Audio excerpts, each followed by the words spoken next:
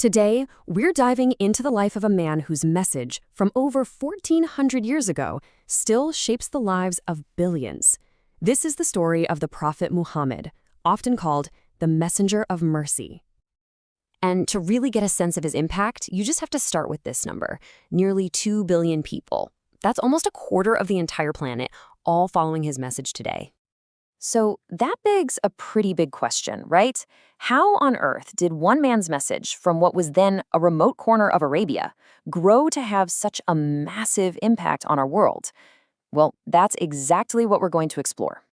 To really understand the message, you first have to understand the man, because long before he was a prophet, his character was already making waves in the world he was born into. So let's set the scene. He was born in Mecca around the year 570. This period is sometimes called the Age of Ignorance, and for good reason.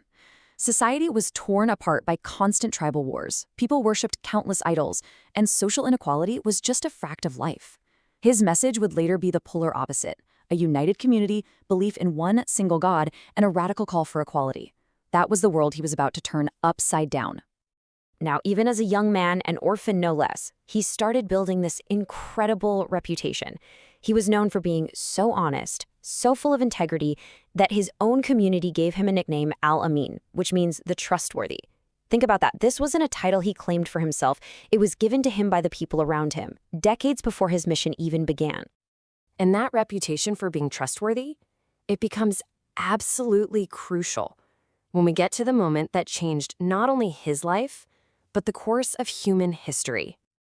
You know, his journey didn't start when he was a young revolutionary. He was 40 years old, a mature, respected man who was just deeply, deeply troubled by the greed and injustice he saw all around him.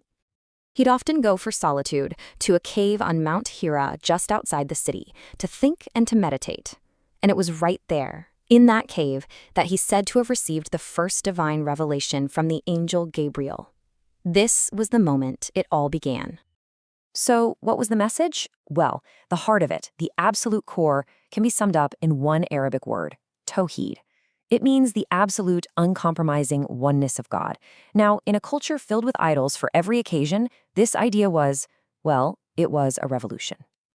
But this belief in one God wasn't just a spiritual concept. It was the launching pad for a whole new way of looking at society. The logic flowed directly from it. See, if there's only one creator, then that means all of humanity is one family. And if we're all one family, then everyone is equal. And if everyone is equal, well, then your society has to be built on compassion and justice for all. So this wasn't just a philosophy to think about. It was a practical blueprint for building a completely different kind of community, one that put these ideals into action. The teachings gave people a really clear moral compass. They pushed for mercy and compassion, demanded justice for everyone, no matter who they were, made charity a pillar of the community, and called for a brotherhood that was stronger than any of the old tribal lines. Mercy is just so central to the whole thing. In fact, the Qur'an gives him a very specific title, Rahmatul lil Alamin.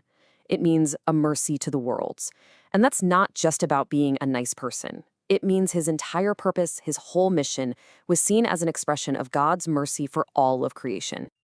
And that mercy was tied directly to wisdom. He didn't just tell people to have faith, he told them to seek knowledge. This famous saying makes it crystal clear. Learning isn't just a nice to have, it's a religious duty for every single person, men and women alike. And if you want to see a real-world, concrete example of these teachings at work, look no further than the Constitution of Medina. After he moved to the city of Medina, he established this document. It was basically a formal agreement that created a state where Muslims, Jews, and other groups could live together peacefully, with guaranteed rights and religious freedom for all.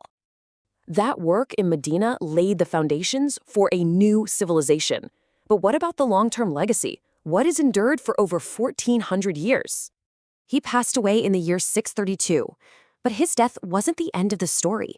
In so many ways, it was just the beginning of a legacy that would grow from a small group of followers in Arabia into a global faith of billions.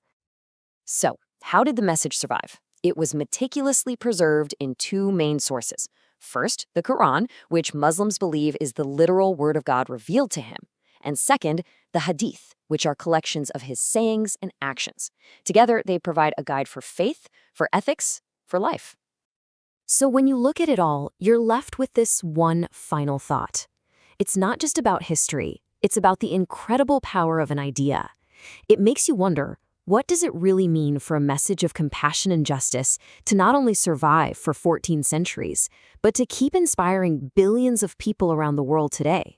Thanks for joining us.